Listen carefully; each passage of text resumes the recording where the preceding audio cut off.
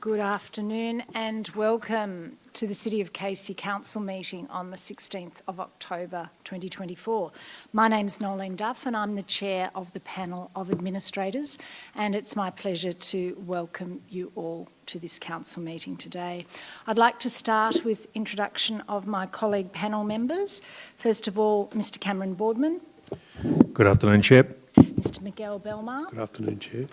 And we have with us a number of our senior officers this afternoon, starting with our Acting Chief Executive Officer, Ms Jen Bednar, James Collins, Director, City Planning and Infrastructure, Chloe Casey, Acting Director, Customer and Corporate Services, Steve Coldham, Director, Community Life. We have Matthew Crane on AV, and we have Tessa Anderson and Nicole Road supporting us this afternoon, and there are a number of other senior officers here that I also welcome. I'd like to open the meeting with the statement of acknowledgement. The City of Casey proudly acknowledges the traditional owners, Casey's Aboriginal communities, and their rich culture, and pays respect to their elders past, present and future. We acknowledge Aboriginal people as Australia's first peoples and as the traditional owners and custodians of the land on which we work and live. The diversity statement. The City of Casey is home to remarkable diversity with many cultures, languages, faiths and communities of worship, ages, LGBTQI+ identities and landscapes, together forming our rich and dynamic community story. From our first Australians to our most recent arrivals and every wave between, the City of Casey welcomes and represents all community members and their respective ambitions to live healthy, rewarding and happy lives. We recognise this diversity as our strength, and we aim to share, nurture and celebrate it. I now move to item 2 on our agenda, and that's the confirmation of minutes. This is for the council meeting held on the 10th of September and the amended minutes of the ordinary council meeting held on the 16th of July. Is there a mover and a second to confirm the minutes of the meetings? Yes, I'll move those. Thank you, Mr Belmar, and a seconder. Seconded, Chair. Mr Boardman, all in favour? Carried.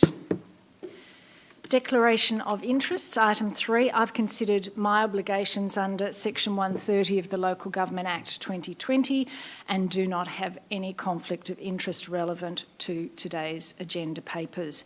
Do my colleague panel members or any officers have any conflicts to declare? Nothing to declare, Chair. Thank you, Mr Boardman. Nothing to declare. Thank you, Mr Belmar. Move on to item 4, public question time. I'm advised there are 9 public questions that have been submitted through Council's website this afternoon, and I'll hand over to our Acting Chief Executive Officer, Jen Bednar, to work through the public questions. Thank you, Ms Bednar. Thank you, Chair. In accordance with Rule 65.11, any person who submits a public question must be in the gallery at the time the question and response is due to be read. If a person is not present in the gallery, the question will not be read. However, it will be recorded in the minutes of this council meeting together with a copy of the written response. In accordance with our election period policy, Chapter 8 of the Governance Rules, any question submitted by a candidate during caretaker period will be made available on our public information register available on Council's website. Questions 1 and 2 have been received from candidate Stephen Matulik, who is running in the City of Casey election. Can I please confirm if they or a representative are in the gallery today? So just a clarification, question 1 was submitted on the 31st of August 2024 and was missed at the previous meeting held on the 10th of September due to an administrative error. This question has now been included in today's meeting. Question 1. Westfield Fountain Gate has recently made a private decision to place parking restrictions on their car park. However, Westfield management have said Casey City Council will be doing active council patrols. Council is planning to enforce these parking restrictions by patrolling and issuing tickets to people. Since Westfield is a private company, why is Council spending ratepayers' money to enforce Westfield car park instead of Westfield enforcing their own car park? And the response to this question will be read by Steve Coldham. Thank you for the question. Section 90D of the Road Safety Act 1986 allows councils to enter into parking service agreements with private landowners. These agreements are commonplace, particularly in shopping centres, to support driver and pedestrian safety. Casey has entered into such agreement with Westfield to enforce 3 of the 11 car parks within the Westfield Fountain Gate Shopping Centre. These car parks are in proximity to key services including supermarkets. The agreement will see council's parking compliance officers issuing infringement for parking in disabled bays without a permit and parking for a period longer than indicated. Council retains funds collected from the parking infringement notices and reinvest these back into other community initiatives. For the first 30 days of the agreement, warnings are to be issued to educate the community, and parking infringement notices will be issued after that time. Thank you. Question 2. Since council can enter a parking services agreement with private landowners such as Westfield under Section 90D of the Road Safety Act 1986, the council has recently entered an agreement like this with Westfield.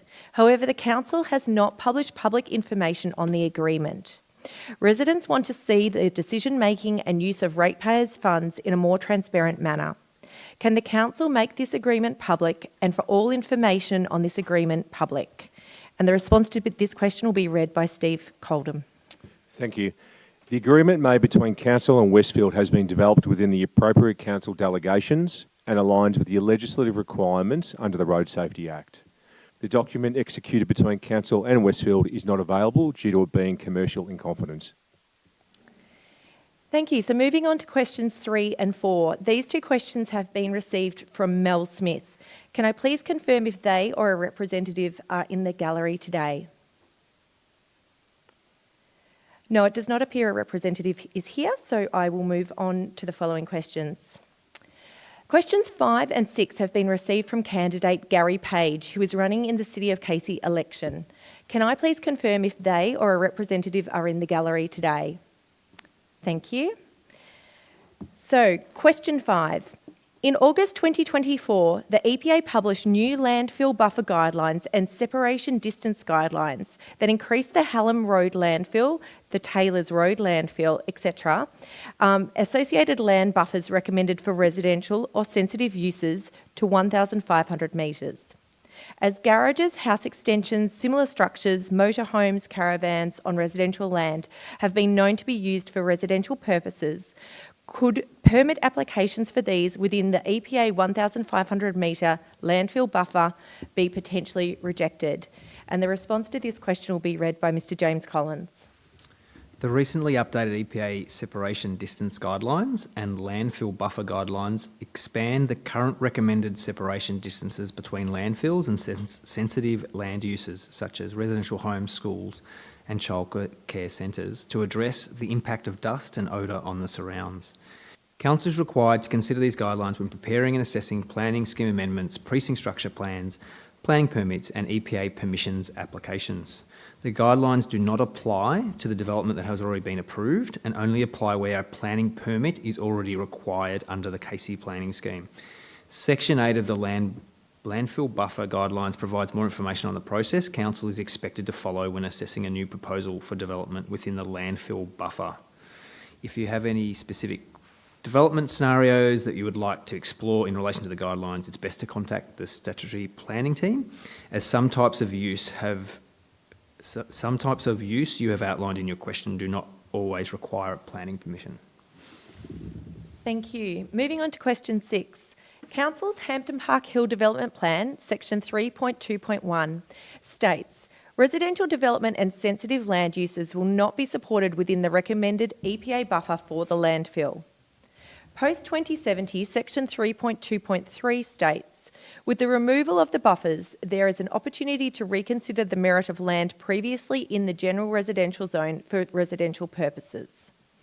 Could this prevent building permits or certificates being issued for sensitive users, for example houses, within these EPA recommended 1,500 metre landfill buffers? And this question is to be responded to by Mr James Collins.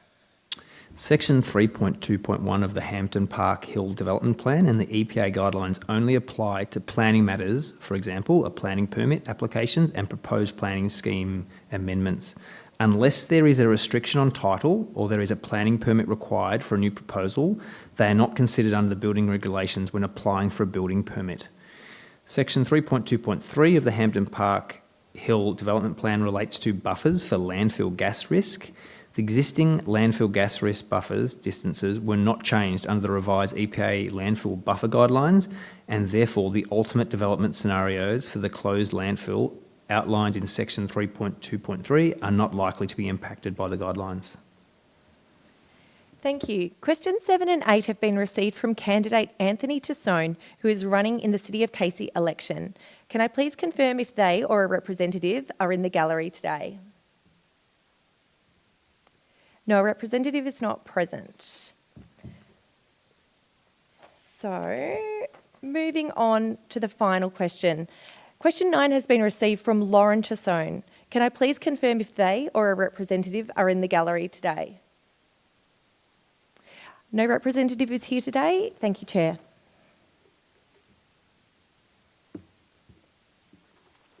Thank you, Chair. Thank you, Ms Bednar. And thank you to those people who have come and put questions to Council this afternoon. I'd like to move on to officer reports at item 5.1, and that's the annual report for 2023-24. Do I have a mover and a seconder? I will move the recommendation item 5.1, Chair. Thank you, Mr Boardman. I'll second it.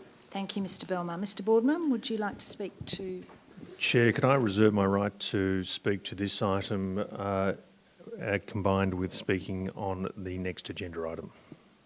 Certainly. And Mr Belmar? Yes, I'll do likewise, Chair. Okay, I will put the motion to the vote, and then you'll have the opportunity to make some reference to the annual report in item 5.2. So I'm putting item 5.1 to the vote. All in favour? Carried unanimously. We'll move to item 5.2, the adoption of the final report to the Minister. Do I have a mover and a seconder?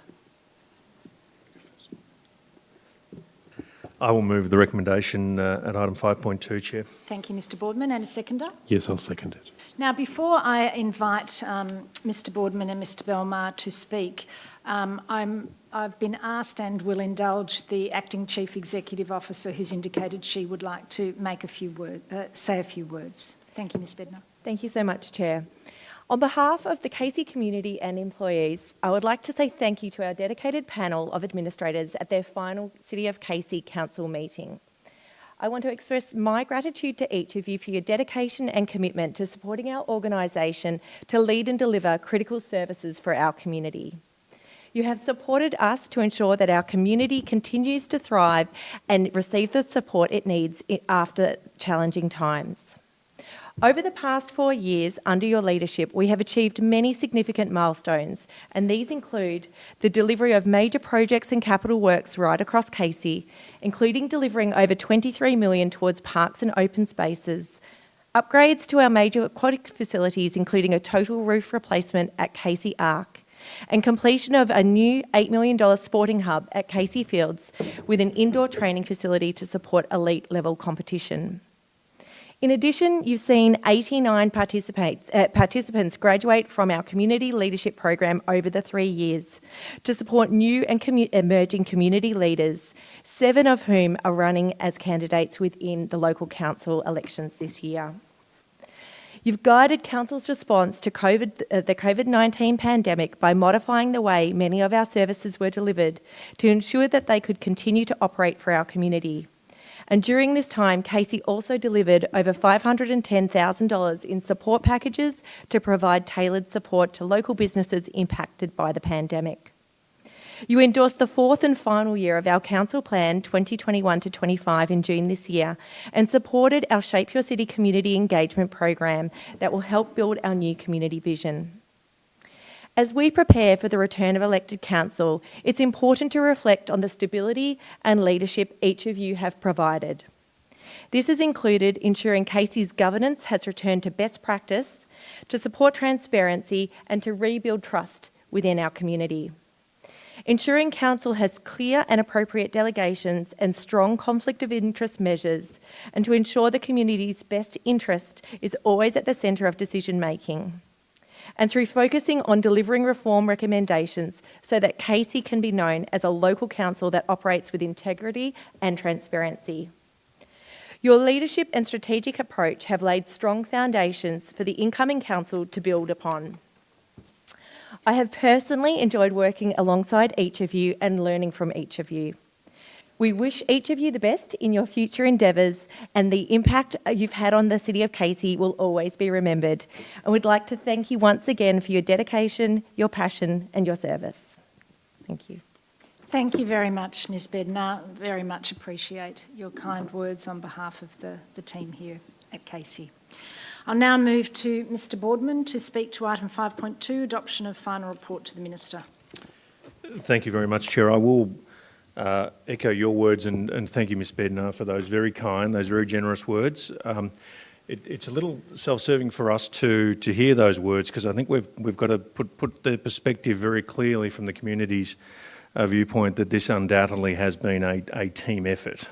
We were caretakers in this role. We were appointed with a specific task. We knew what we inherited at the time, although we did not understand fully the challenge, and I'm going to touch on that in a moment. But I think to suggest that the three of us are individually responsible is somewhat erroneous, because we have been assisted by yourself, by Glenn, by Steve, by James, by Sheena, when Sheena was here, of course, and I'll come to that as well in my speech, but and many others that we'll touch on, but this undoubtedly has been a whole of organisation, a whole of team, and dare I say, Chair, a whole of community effort, and one that we are proud of, and one that we're going to talk about in a moment. But your very, very generous and kind words are noted and are very heartfelt and sincerely appreciated. Chair, may I just acknowledge in my comments briefly item 5.1. There were three recommendations around 5.1 which we've already adopted, which was the endorsement of the annual report for 23-24, the noting that it has been prepared with the Local Government Act, and also notes the auditor's report on the financial statements and the performance statements. There's three parts to the annual report.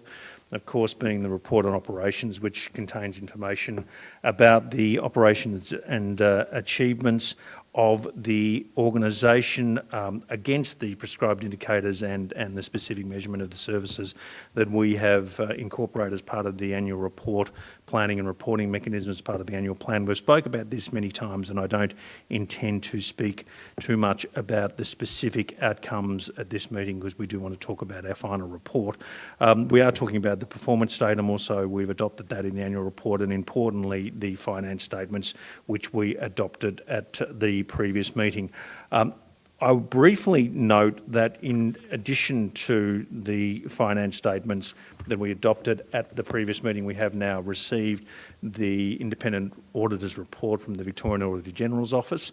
Very thankfully, VAGO, the Victorian Auditor General's Office, has noted no irregularities. The tests were quite comprehensive insofar as looking at our internal control mechanisms, ensuring that our audit procedures, our accountability policies, processes met the best in good governance standards and were fit for purpose and complied with all government's regulations, and that the suite of accounting policies, the reasonableness of our estimates and also our related disclosures made by us as administrators equally met policies, procedures, good governance principles and all of the statutory and other requirements.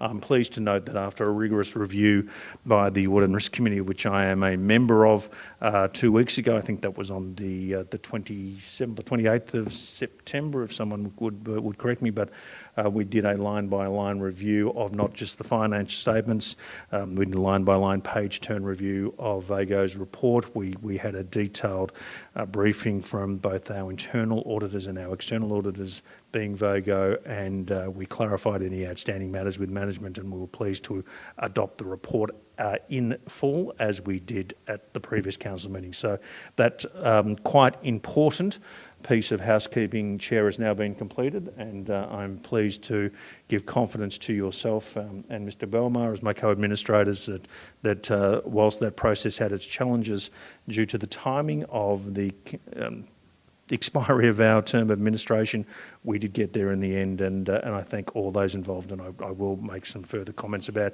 individuals in due course.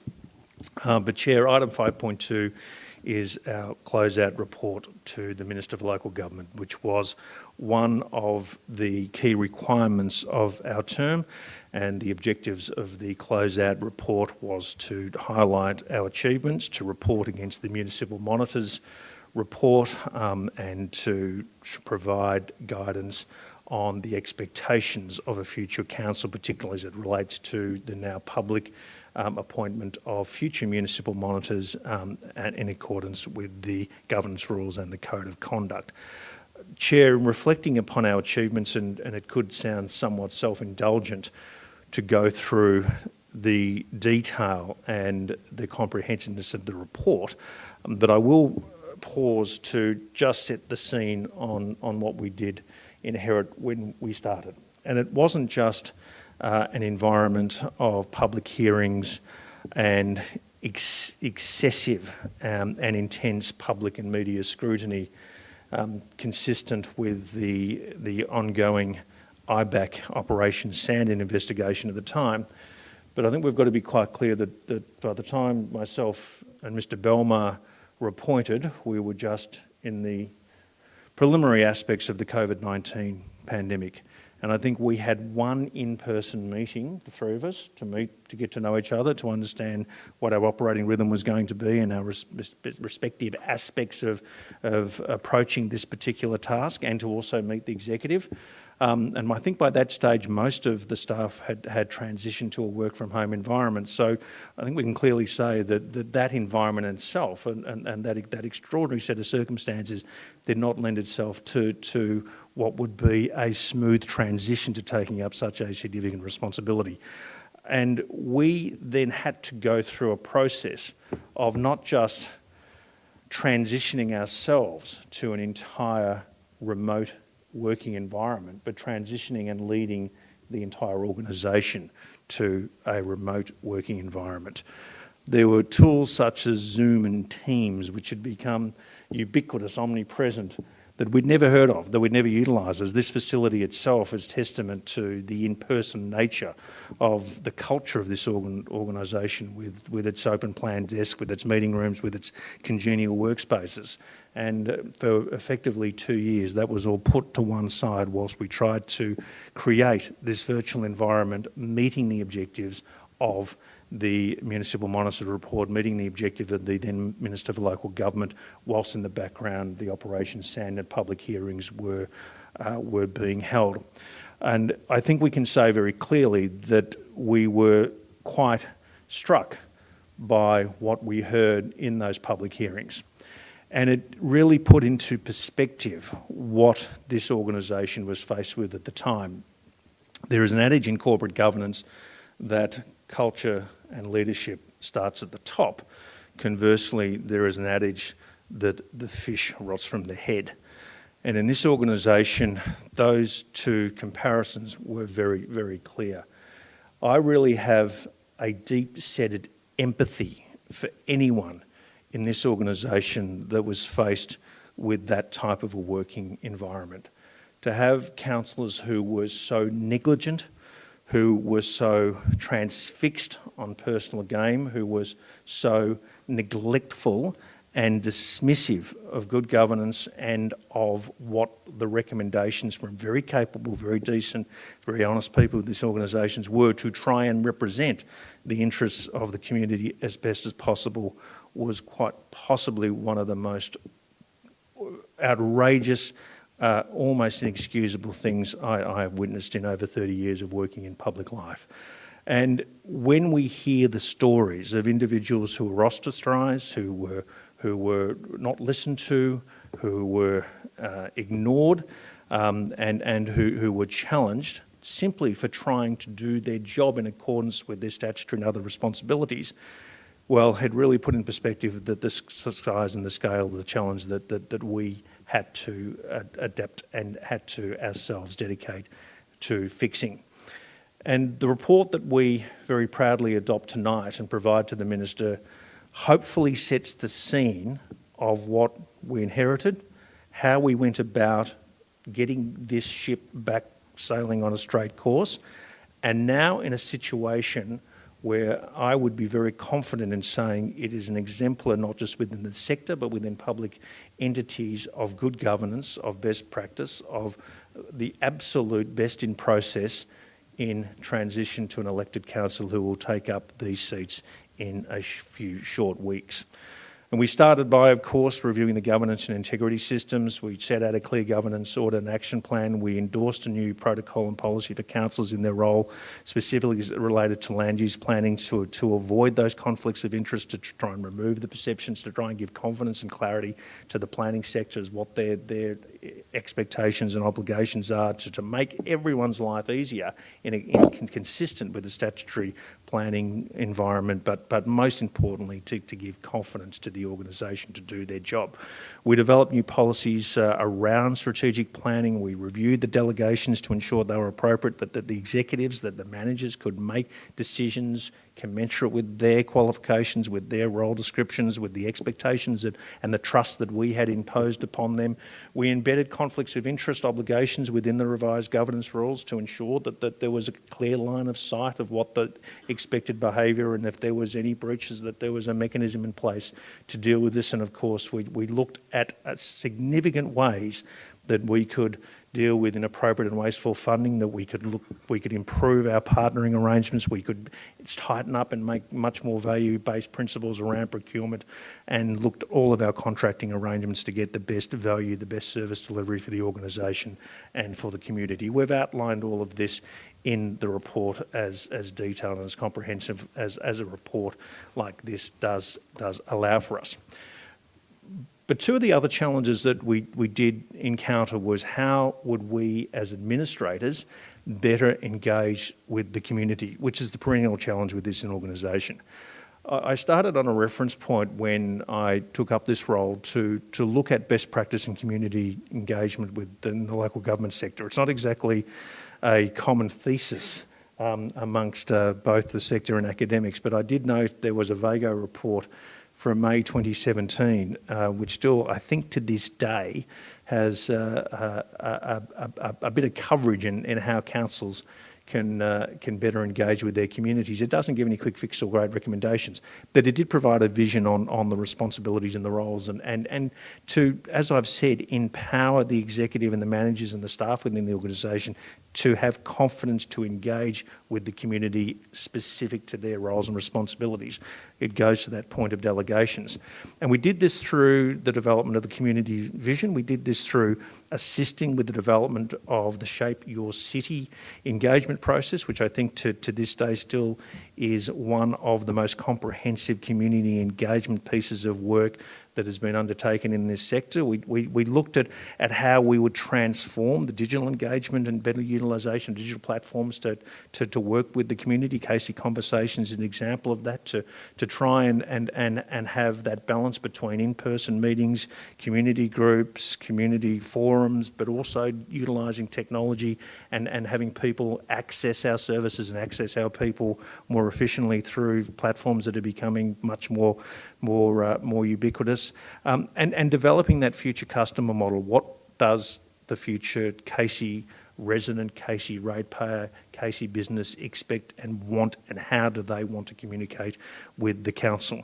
And this has been an ongoing theme that we've spoken about, is really putting the emphasis on the officers to highlight to us their engagement strategy with the community that has contributed to and led to their recommendation and ultimately a decision that we've made. And I think that we've been quite successful. There's been a number of projects around Doveton Pool in the Park is one that we cite as a specific example, where that level of intense community engagement has really set the benchmark of how this organisation will continue to do so.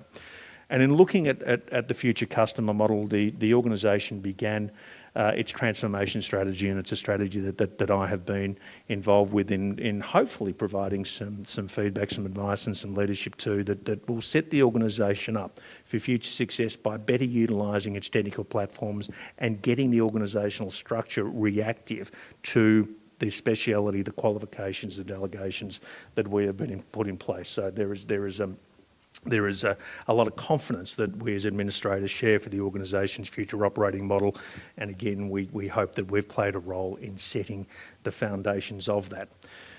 There's three other projects that I want to mention, and I don't want to steal too much of my colleagues' thunder, but I think our role in the Bunjil Place Concept Master Plan, the Cranbourne Major Activity Centre Structure Plan and the Berwick Major Activity Structure Plan have been three of probably the most interesting pieces of work that we've done, is looking at, again, how do we better utilise community facilities? How do we better utilise these activity centres?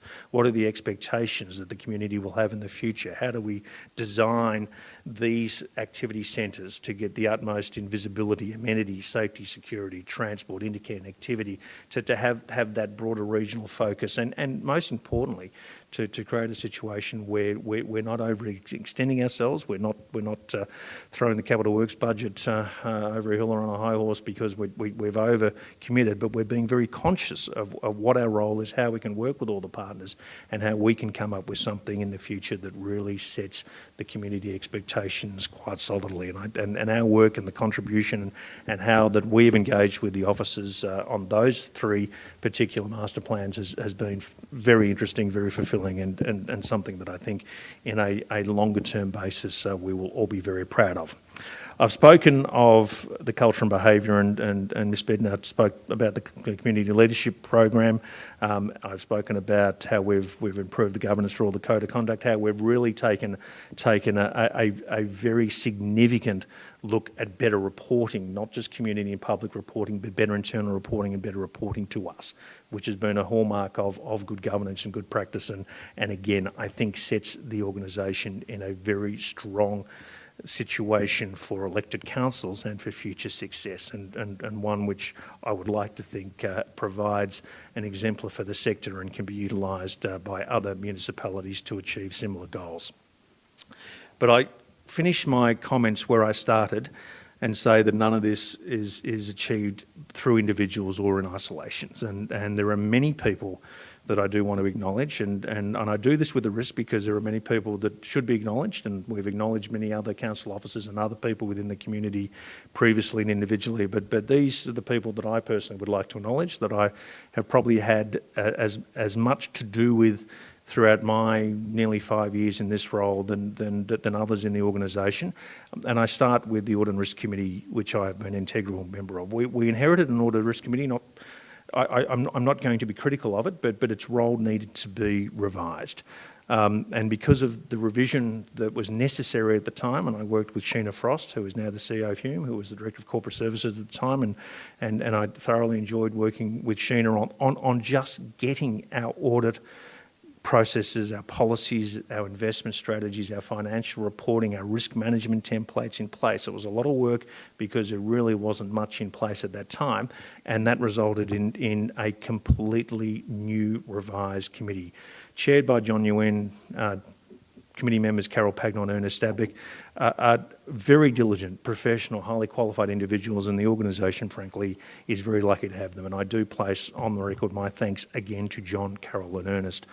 I also acknowledge our internal auditors, HLB Man Judd, particularly Mark Peters and Kundai Mitsambiwa, who we've had an enormous amount of interaction on our internal audits, particularly a number of the more sensitive performance audits around our policies and processes and an internal way of doing things.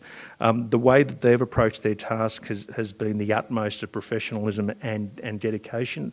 The recommendations that they've made to the organisation to improve the corporate governance and overall posture of the organisation has been invaluable. And again, Mark and Kundai have been great people to work with, and moving forward will remain valuable members of the organisation as a whole.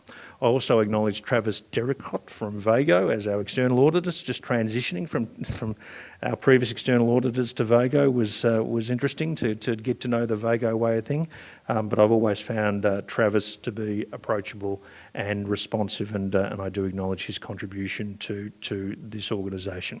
We've had 3 CFOs in our times: Bernard Rowan, Simone Wicks and Melissa Baker, Mel Baker.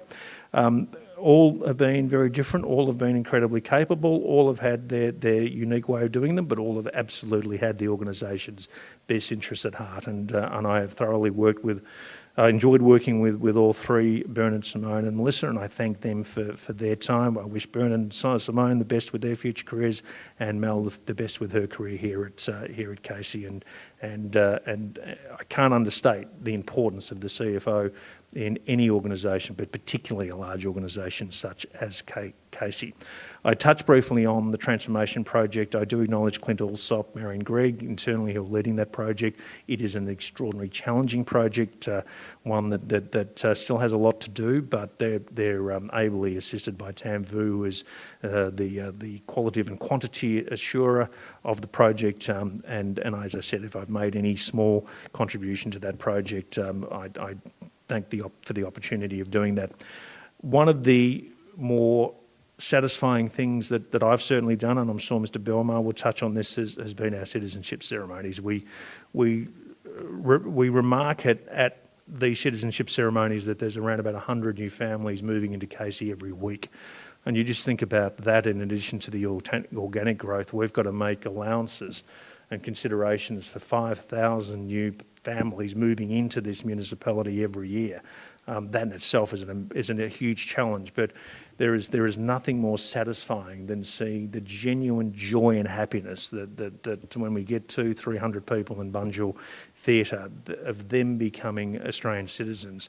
Their journeys are something that I certainly could not sympathise with. I was lucky enough to be born here, but that in itself is something that I take great pride from, and have been ably assisted by Maria Kingy and Amanda Tuavi, who have run those ceremonies with extraordinary precision, just military precision. They've been incredibly smooth and incredibly successful events. And as I said, the number of people that we have going through here on a monthly basis, it's a huge challenge. But I really do thank Maria and Amanda for their work. The Bunjil staff here, there's a lot of them, but Daniel, Dan, Lee, Joey's not here. You guys have been fantastic. You've probably taken a heightened degree of concern for my welfare. I don't know why, but I do appreciate that. But if that's the standard that you take with every other member of staff and everyone else who works in the organisation is very well served. And I genuinely thank you for everything that you do for everyone in this building. It's an understated part of the role, but to keep everyone safe, you really do need to be acknowledged for a great job, and I thank you. The executives, Glenn, Jen, James, Steve, I'm not going to say anything about you guys. I think we've said it all, but it's been an incredible journey. You are all extraordinary professionals. You undoubtedly have the best interests of this community at heart. That comes through. The empathy and the connection that you all have with the community is something that we see without hesitation, and that level of genuine commitment that you have to the community and to ensure that your team, your staff and the organisation as a whole is making their decisions and recommendations in the community's best interest is something that you should rightly be very proud of. And I thank you for everything you've done for us, and I can only wish you, as you have wished us, the very best with your career. We've been incredibly well served by the Office of Council. Carol Smith, Tessa Anderson, Shannon Sutherland, Nicole Rowe. You guys are amazing that you are so responsive, so kind, so generous with your time. So persistent with getting me to answer your emails, which is probably necessary considering the type of work that's required and the decision making. But I can't thank you enough for the support that you've given me and to all of us in trying times, and we acknowledge that. But you guys have just been fantastic, and we really thank you. And Holly de Kretz beforehand and Chloe Casey now, and I've mentioned Sheena in governance, have probably got some of the hardest jobs in this organisation. But I thank you, Chloe and Holly and Sheena beforehand, and wish you enormous success with the challenge that undoubtedly you have coming up in a few short weeks. But we've generally acknowledged the work and the intensity of the governance role, and your success is undoubtedly our success. I just finally, before I close my remarks, want to also place on the record my appreciation to our local MPs, and this might seem somewhat unorthodox, but we had a task from the local government minister to really reinvigorate the relationship we had with our local MPs, not just because we needed to ensure that the Casey story was better understood at federal and state levels, but also to ensure that they were part of the conversation. And I think when we started, there was a disconnect between the local MPs and their interaction with the organisation, and it really needed to be improved. And it was something the three of us took quite personally, not only because we understood the importance of it, but this is something that, again, will set the foundation of future success of the organisation.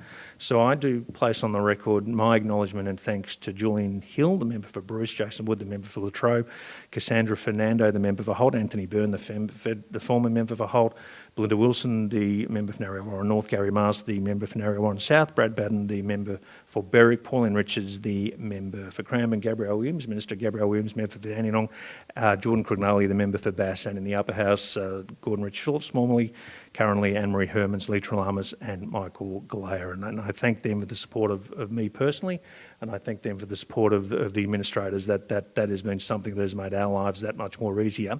And I know that they have confidence in this organisation moving forward. There are many others in the organisation to acknowledge, and I conclude by saying that the people who work within the City of Casey are some of the most dedicated, professional, community-spirited and quite impressive individuals that I've had the pleasure of meeting and working with in my professional life. And if they are an example of the solidity and the foundation of this organisation now, then the future is very well served, and I acknowledge and thank every single one of them. But finally, to the people to my left here, we came in as strangers. We didn't know each other. We didn't really understand our respective strengths or our capabilities. But we leave as colleagues, we leave as friends, and I think from three complete strangers from three completely different backgrounds and varying levels of capabilities and experience, the rhythm that we have created and the way that we have gone about this task, and particularly acknowledging you, Nolene, for your leadership, your experience, your guidance, your understanding of this sector and this industry has personally been invaluable, and I can only thank you immensely for that. And Miguel bringing a very astute, diligent legal mind to this role has really created an extraordinary dynamic. And whilst that might seem somewhat self-serving, it is a very genuine statement that I leave with regret that our tenure was so comparatively short, but I leave enormously proud and fulfilled that I've had the pleasure of you two in my professional life. And I thank you very much for that. Finally, to the Casey community, they didn't give us this opportunity. The state government gave us this opportunity. I trust that we've met your expectations, and I trust that we have always acted with the highest degree of professionalism and integrity. I do conclude by saying that I'm confident we leave this organisation in a much stronger, better state than we found it. I'm even more confident that the future will remain rosy and bright for Casey. And I thank you for indulgence with these remarks. Thank you, Mr. Boardman. And I will say this much, that after all of these years, Miguel and I have been foolish to always let you speak first, because that's such an enormous breadth of topics that you have covered, so comprehensive. And Miguel and I are sitting here looking at each other thinking, what is there left to be said? But thank you so much. That's a very comprehensive appraisal of the support that we've had in the role and the feeling that it's brought to you in the experience you've had here. So thank you for that. Good luck, Mr. Belmar. Thank you, Chair. Can I begin by thanking Mr. Boardman for those very heartfelt remarks, and formally adopt his comments, and hopefully I won't be repeating myself too much, but I would also like to make my closing remarks this evening as well. Firstly, can I acknowledge the annual report at item 5.1, and note that I've considered each of the documents contained therein, including financial statements, and adopted comments of Mr. Boardman in the work that's being carried out to ensure that all of Council's financial statements are in good order. With respect to our closing report, I want to thank Council for having the opportunity to make these closing remarks and really make them based on a number of themes. And really the main theme that I have experience being here is good governance, so I want to talk about that. And secondly, I want to talk about the community. If I can, firstly, discuss the issue of good governance. As part of joining the City of Casey, as having had the opportunity to be involved in the leadership of the City of Casey, I want to note the projects that we've been involved in. I know Mr. Boardman has addressed some of them, but in particular, I want to note those programs that, to me, have demonstrated the great leadership that's been shown by our staff and by members of the community through their involvement in these programs. And the ones I'd like to highlight are the Community Leadership Program, Council's relationship with the Melbourne City Football Club, Council's relationship with the Melbourne Football Club, and otherwise our involvement with our sporting community overall. Firstly, with the Community Leadership Program, that has been an opportunity to see the great vibrancy and the great diversity that exists in the City of Casey and in its future leaders. It's been a real pleasure each year to meet those future leaders and current leaders, to see the variety of programs in which they are involved, and to know that the future of leadership at the City of Casey is in good hands, and to see the great integrity that they bring to their participation in that program. If I can deal with the next two together, and that is the Melbourne City Football Club and the Melbourne Football Club. This is really a reflection on having contact with some of the sporting community in this city, and to see the fantastic work that's been done at Casey Fields and the future of Casey Fields. I know on the times I've been out there, I've even taken the time sometimes when I've had other projects out here to go and have a drive and to see how it's being used, and to see the young people of Casey using those facilities, and to know the great work that's been done out there and how they'll be used in the future is something that brings me, and I know the panel of administrators, great reward in knowing how it'll be used. Seeing local kids being able to use facilities of a standard that are world class, I know is something fantastic. As someone who grew up in a neighbouring municipality, it's not something which was a common experience for us in the 80s growing up around this part of the world, but it is fantastic to see that the future work, the vision that's been shown ensures that that it will be different into the future. I also want to acknowledge that the sporting or the focus on sport has also shown an awareness that the entire community wants to be involved in sport, and that's all the diversity that's found in our community, and that the appropriate accommodations are made so that that entire community can be involved. If I can also reflect on the other formal offerings, which are Casey Arc, Casey Race and Dufton in the Park Pool, each of those have been examples of the good work that is done by the staff within the community, the past planning that's been done and the future planning that's occurring to ensure that those facilities are always presented in their best, that the appropriate funds are being put forward to ensure that those facilities are available well into the future. Can I turn very briefly to another part of governance that I see as part of governance, and that is our ongoing citizenship ceremonies and the work that's been done in those. Can I take a moment to personally reflect on the opportunity to be involved in citizenship ceremonies in this community? I am a citizen of Australia by grant. I did that ceremony myself in the 1990s.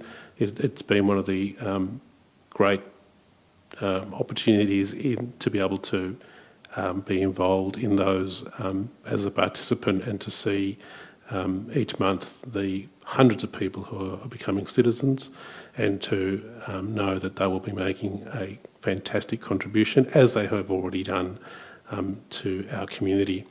I know at the end of every ceremony we always encourage them to vote, and can I say, for many of us who have become citizens of Australia by grant, that is not something that we take for granted, because many of us come from places where that hasn't always been open to us.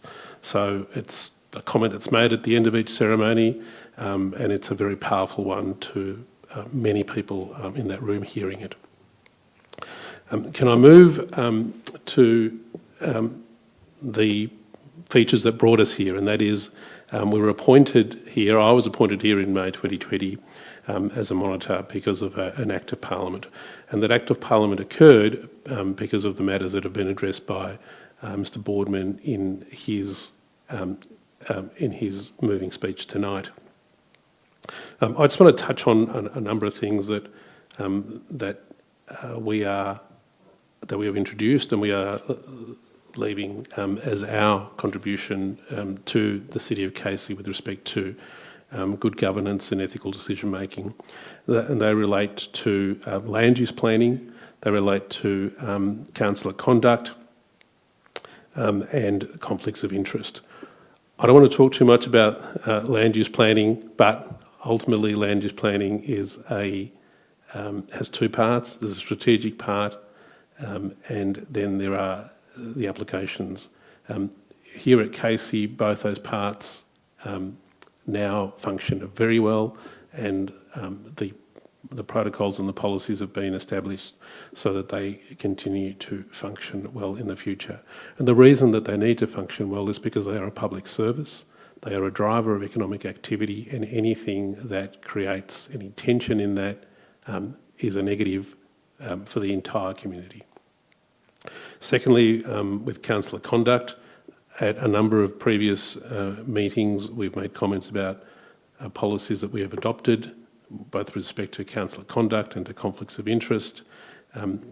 We are currently in an election cycle, and I look forward to being able to see that in the future those that have been elected will be performing in a way that pays due regard to the councillor conduct protocols that have been established and have been adopted more broadly because of the findings in Operation Sandon.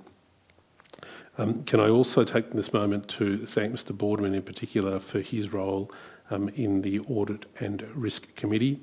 It is a fundamental role that's played by the Audit and Risk Committee in this organisation to continuously review our governance and to ensure that all of the work that we do is done in accordance with the appropriate protocols.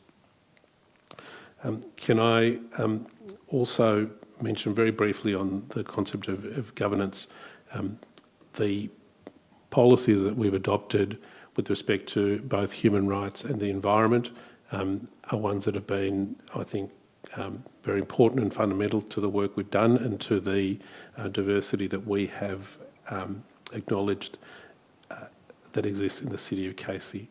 With respect to our human rights policies, I am hopeful that in the future the continuing respect that is given to the diverse Casey community is something that hasn't just been part of the last 4 years, but it's something that occurs into the future.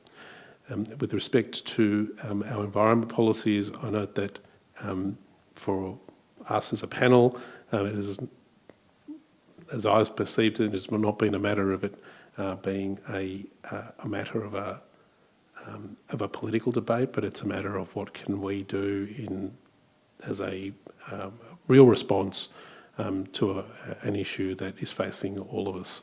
And in the last few council meetings, we've addressed issues and passed policies which I think demonstrate the real positive work that can be done at a local level to ensure that our response is a genuine response. Can I finish on a couple of remarks? One is at the end of our report that we're adopting tonight, we set out some concepts for the introduction of a municipal monitor. I know that is something that has occurred at other councils. It's a way of ensuring that in the 12 months after the reintroduction of a democratically elected council, there is some external supervision. And I want to reiterate that it would be a positive step when that occurs. Finally, I want to thank the staff of the City of Casey. I know that we have over 1,200 staff. I don't want to go through the names that Mr. Boardman has already thanked, and I want to thank each of those people that he has named. And as I said, I don't want to repeat each of them. But in particular, I do want to name one person who Mr. Boardman has not named, and one concept that has not been addressed, and that is the work that I've been able to do with Connected Libraries and with the library service of the City of Casey. And in particular, I want to acknowledge the work of the CEO of that library, and that's Beth Lupino. In the last 2 to 3 years, the library's undergone significant reform, both in the way that it functions on a day-to-day basis, but also with respect to its future governance. That work has been driven by Beth and her staff, and it really shows the best practice in a modern library that serves a diverse community in a growing municipality. It's been a great privilege to be able to be part of that work, and again, as a matter of personal pride, it's been great to see each time that I take time to spend some quality time at the libraries here, just how well they're used, not only during exam time when I see pretty anxious-looking kids preparing for exams, but at all other times they are also used. Finally, can I thank the Casey community? I know that we had 2 years of COVID during which we had some very limited contact, but at other times I have greatly enjoyed each opportunity I've had to be present at events, to meet the community. It's strange being an administrator because you're not really a politician, you're not there to shake hands, you're there to meet people and ensure that they're getting their best service from this council. And I think that certainly in the time that I have been here, that has occurred. So with those comments, and finally thanking each of my fellow administrators, Mr. Boardman, it's been a pleasure to work with you, and Nolene, to have the opportunity to work with a leader in the local government sector, to watch the way that you chair a meeting has been something that I will take away, and I'm sure I've picked up many pointers. And with those comments, and again thanking the City of Casey for the opportunity, I'm happy to second this motion. Thank you very much, Mr. Belmar. Well, you might get to chair the meeting, but speaking after those two speeches is quite challenging. I was reflecting earlier this afternoon with one of the team what the vibe of the organisation was when I first walked in here in February 2020. And I think you cannot in any shape or form underestimate the impact that the sacking of a council has on an organisation. It is massive. And so for people in this organisation to have picked themselves up and got on with it and continued to provide service, throw in a pandemic, it's been a pretty tough gig. So I do wholeheartedly want to reinforce the comments that both Mr Boardman and Mr Belmar have made with respect to the fortitude, the commitment, the resilience, the passion and the integrity of people in this organisation for the way that they were able to pick up and get on with it, knowing that there was incredible scrutiny from the government, from IBAC, as the hearing process was live for quite some months, and from the community, quite rightly, as to what had occurred here at the City of Casey.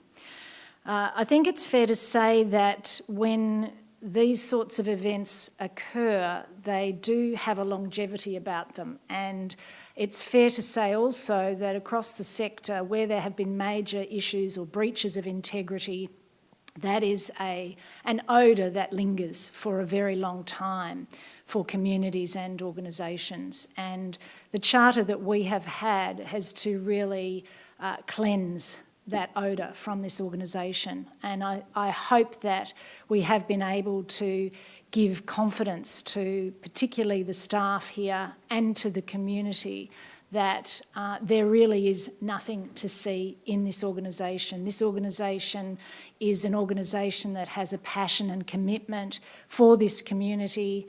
The diversity and the growth is an enormous challenge each and every day to continue to provide services, to embed infrastructure and to plan for the future here is an enormous challenge in a municipality like this.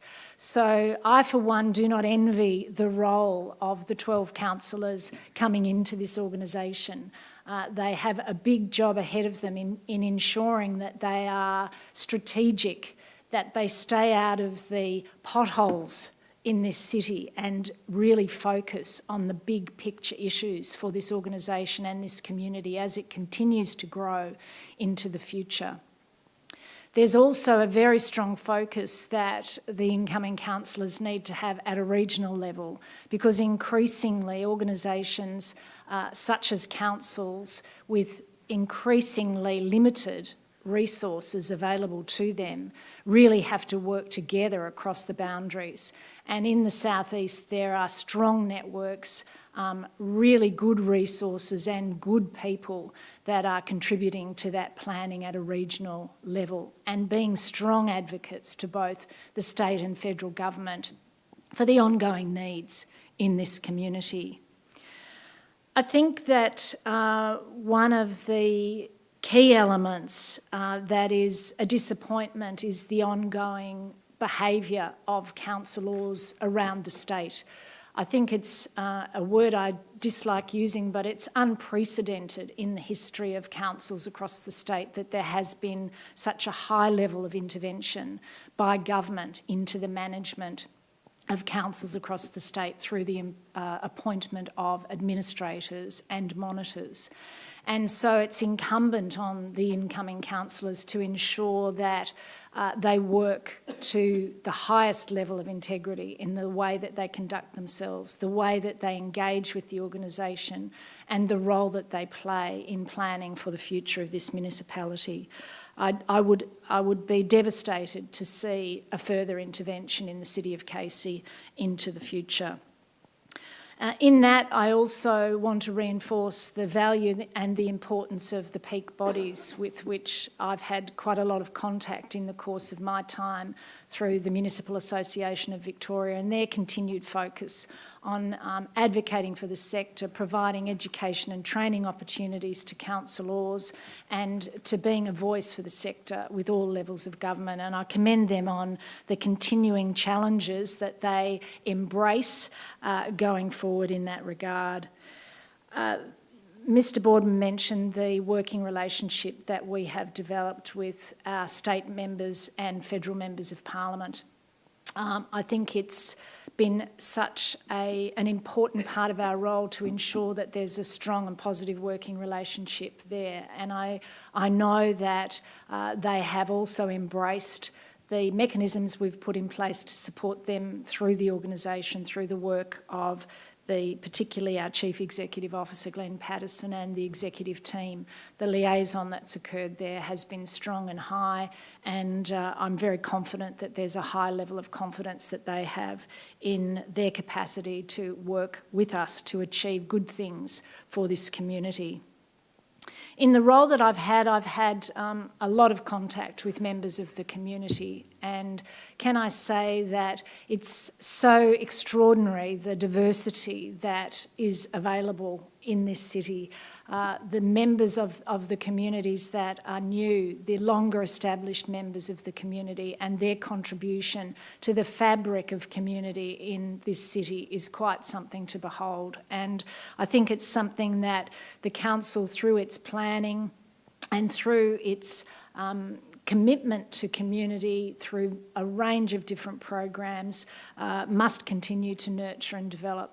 There's a lot of need in this community, there's a lot of change happening for people in this community, and I think the role that council can play as a point of connection there is increasingly important.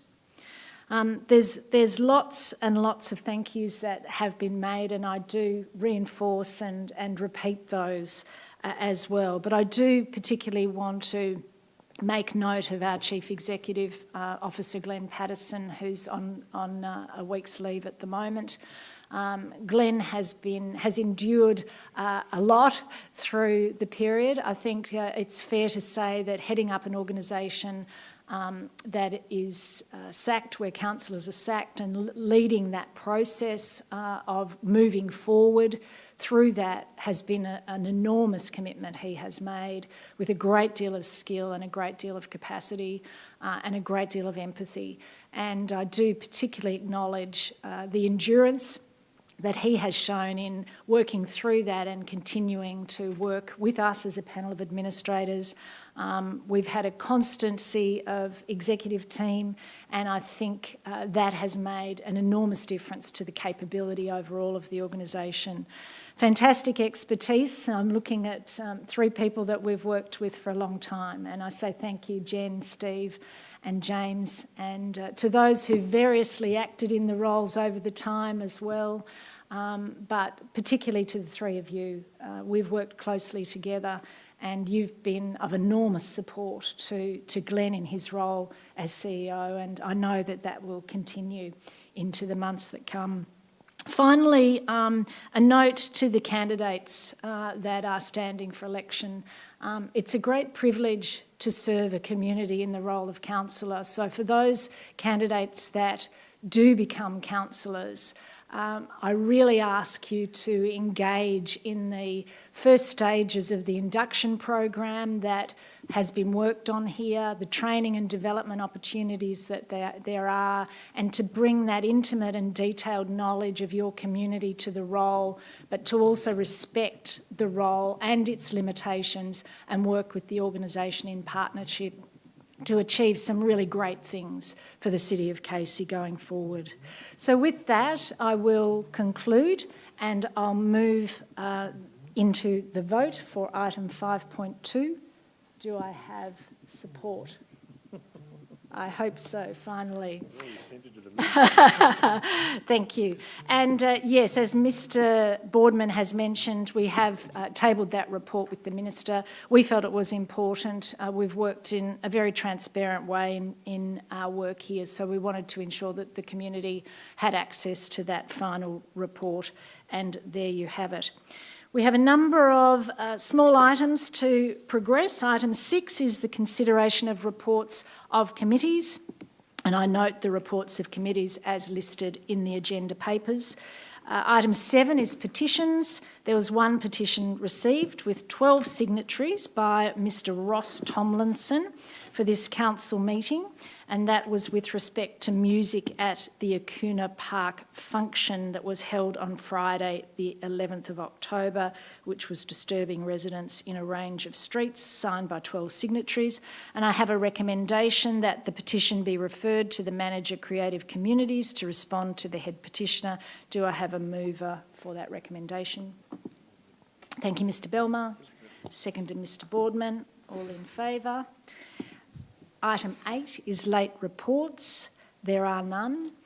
Item 9 is urgent business. There is none. Item 10 is closed council, and before I do move to close, I do want to make a final note of appreciation and thanks to my colleagues.